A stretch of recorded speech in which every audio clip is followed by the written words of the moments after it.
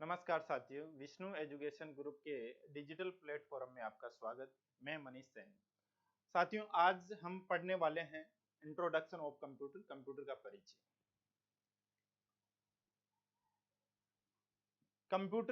Computer शब्द की उत्पत्ति। सबसे पहले बात करेंगे कंप्यूटर शब्द की उत्पत्ति कौन से शब्द से हुई।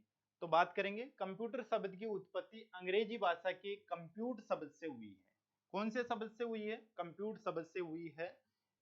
शब्द से हुई है जिसका अर्थ है गणना करना। जिसका अर्थ क्या है? गणना करना, ठीक है, या गिनती करना। जो कंप्यूटर शब्द है, जो अपना कंप्यूटर शब्द है,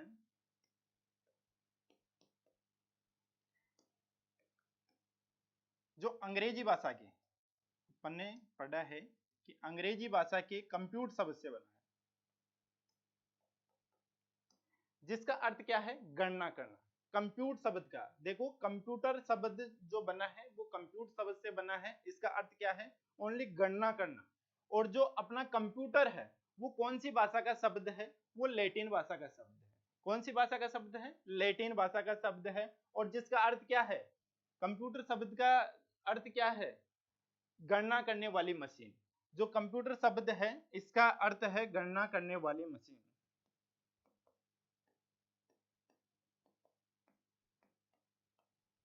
गणना करने वाली मशीन। आपने पढ़ा होगा कि यूज और यूजर, जैसे कंप्यूट और कंप्यूटर, और यूज और यूजर। देखो, यूज का अर्थ क्या होता है? यूज का मतलब होता है उपयोग। क्या होता है? उपयोग। और यूजर का मतलब क्या होता है? उपयोग करने वाला। क्या होता है? उपयोग करने वाला। वैसे ही कंप्यूट शब्द का अर्थ क्या है? गणना करना। और कंप्यूटर अर्थ शब्द का अर्थ क्या हो गया? गणना करने वाला यंत्र, जो कि कौन है? कंप्यूटर है। ठीक है। कंप्यूटर शब्द को या कंप्यूटर को हिंदी में क्या कहा जाता है? संगणक कहा जाता है। क्या कहा जाता है इसको हिंदी में? कंप्यूटर जो शब्द है उसको हिंदी में संगणक कहा जाता है। और संगणक के साथ साथ ही इसको गणक, बहुत सारी किताबों में ये नहीं मिलेगा और ज्यादातर किताबों में ओनली संगणक मिलेगा। और बहुत कम किताबों में मिलेगा कि इसको और किस नाम से जाना जाता है, जैसे गणक हो गया और अभिकलित्र हो गया।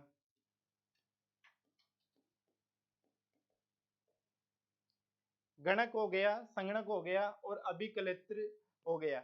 इस नामों से भी हम कंप्यूटर को हिंदी में जानते हैं। और ज्यादातर जो कंप्यूटर की बुक होगी उसके अंदर ओनली संगणक लिखा हुआ मिलेगा। तो गणक या अभिकलित्र भी आ जाए तो आपको कंफ्यूज नहीं होना है। कंप्यूटर को ही हिंदी में बोला जाता है गणक या अभिकलित्र, ठीक है, और संगणक।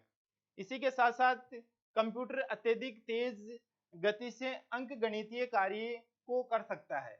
जो आपने पढ़ा होगा ALU, सीपीयू 3 भागों से मिलकर बना होता है। आपने देखा होगा सीपीयू जो होता है वो 3 भागों से मिलकर बना होता है, ALU, CU और मेमोरी।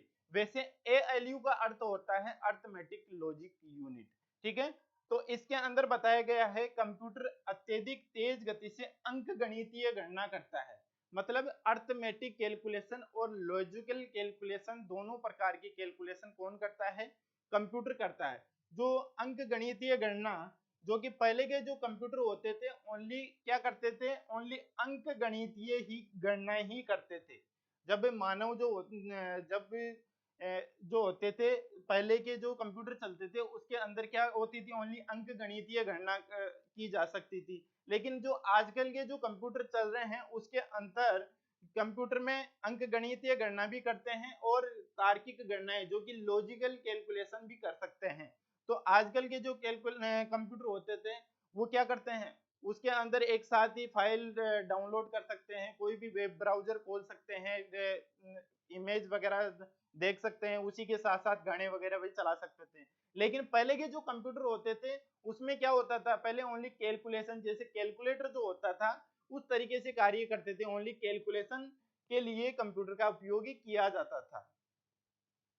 आगे देखते हैं, कंप्यूटर एक ऐसी इलेक्ट्रॉनिक मशीन है जिसमें हम आंकड़ों को इनपुट के माध्यम से प्रवेश करवाकर प्रोग्राम या प्रोसेस के नियंत्रण द्वारा उन्हें अर्थपूर्ण सूचनाओं में परिवर्तित करके आउटपुट डिवाइस के माध्यम से प्राप्त करते हैं। देखो साथियों, कंप्यूटर जो होता है वो किस प्रकार से कार्य करता है, उसी प्रकार से बताया गया है। डेफिनेशन में यही बताया गया है कि कंप्यूटर कार्य कैसे करता है, पहले क्या करता है, उसके बाद में क्या होता है, देन उसके बाद में क्या होता है। तो इसी प्रकार के बारे में बताया गया है कि अपन ने जो अपना कंप्यूटर जो होता है वो आई पी और ओ के माध्यम से कार्य करता है। सबसे पहले कंप्यूटर क्या लेगा, सबसे पहले कंप्यूटर लेता है इनपुट। इनपुट होने के बाद में क्या लेगा, प्रोसेस होगा। इनपुट देने के बाद में क्या होगी, प्रोसेसिंग। प्रोसेसिंग होने के बाद में क्या होगा, आउटपुट मिलता है। कोई भी कार्य करने से पहले अपन क्या करते हैं, उसकी योजनाएं बनाते हैं। तो योजनाएं जो बनाने की जो तरीका होता है वो इनपुट के अंदर होता है, और योजना के संबंध में जो कार्य करते हैं वो प्रोसेसिंग हो जाती है। देन उसके बाद में किस प्रकार का अपने को रिजल्ट मिला वो हो जाता है आउटपुट।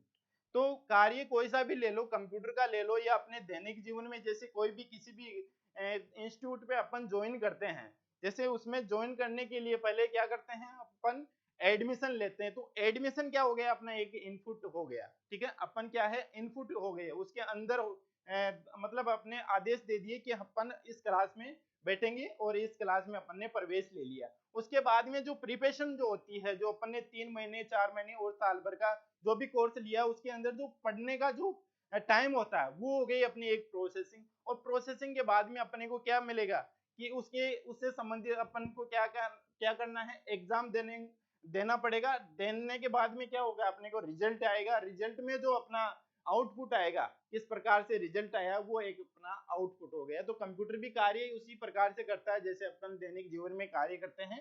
वैसे ही ज्यादा कुछ बड़ी बात नहीं है। कंप्यूटर भी पहले क्या लेता है, इनपुट लेता है। इनपुट देने के बाद में सीपीयू के अंदर प्रोसेस होता है। देखो इनपुट किस किस के माध्यम से किए जाते हैं, ये चीज में हम बात कर लेते हैं। देखो कंप्यूटर के जो मुख्य जो पार्ट्स होते हैं वो 4 होते हैं। वो कौन कौन से होते हैं, मॉनिटर हो गया, सीपीयू हो गया, कीबोर्ड और माउस। ये मुख्य रूप से 4 जो कंप्यूटर के मुख्य पार्ट्स हैं जो इनपुट के अंदर आते हैं, कीबोर्ड और माउस। कीबोर्ड और माउस क्या हो गए, इनपुट। और इनपुट डिवाइसेज के माध्यम से हम प्रोसेसिंग के लिए आदेश देते हैं, जो कि वो प्रोसेसिंग के लिए कहाँ जाता है, प्रोसेसिंग के लिए जाता है सीपीयू के अंदर। तो सीपीयू में क्या होगी, प्रोसेसिंग होगी। और प्रोसेसिंग होने के बाद में आउटपुट मिलता है, जो कि किस में दिखाई देता है, मॉनिटर के अंदर दिखाई देता है। तो कंप्यूटर कार्य आईपीयू के माध्यम से करता है। पहले इनपुट फिर प्रोसेसिंग होती है, प्रोसेसिंग होने के बाद में अपने को आउटपुट मिलता है। आगे बात करते हैं, कंप्यूटर का उपयोग केवल कैलकुलेशन करने के लिए किया जाता था, किंतु आजकल इसका उपयोग डॉक्यूमेंट्स बनाने, email, audio and video, play game, database और प्रेजेंटेशन के साथ साथ कई कामों में किया जा रहा है, जैसे बैंकों में, शैक्षणिक संस्थानों में, कार्यालयों में, घरों में, दुकानों में कंप्यूटर का बहुत उपयोग किया जाने लग गया है। पहले क्या होता था कि पहले कंप्यूटर का ओनली कैलकुलेशन के लिए प्रयोग किया जाता था, लेकिन आजकल ये जो कंप्यूटर होते हैं वो मल्टी प्रोसेसर के कंप्यूटर आने लग गए हैं। उसके अंदर क्या होता है कि एक साथ आप गाने भी डाउनलोड कर सकते हो, वीडियो चला सकते हो, अपनी फाइल में काम कर सकते हो, कोई भी किसी भी प्रकार का कार्य हम 4-5 कार्य एक साथ कर सकते थे। लेकिन पहले के कंप्यूटर में क्या होता था कि पहले अपने को शेड्यूल बनाना पड़ता था कि पहले ये काम करना है, फिर उसके बाद में वो, फिर उसके बाद में वो। तो काम पहले का पूरा नहीं हो जाता जब तक दूसरे काम को नहीं कर सकते थे। लेकिन आजकल के जो कंप्यूटर चले हैं वो मल्टी प्रोसेसिंग के वाले कंप्यूटर चल रहे हैं, तो उसके अंदर एक साथ हम इतने प्रकार के कार्य एक साथ कर सकते हैं। तो धन्यवाद साथियों, आज के लिए इतना ही। मिलते हैं नेक्स्ट क्लास में। धन्यवाद।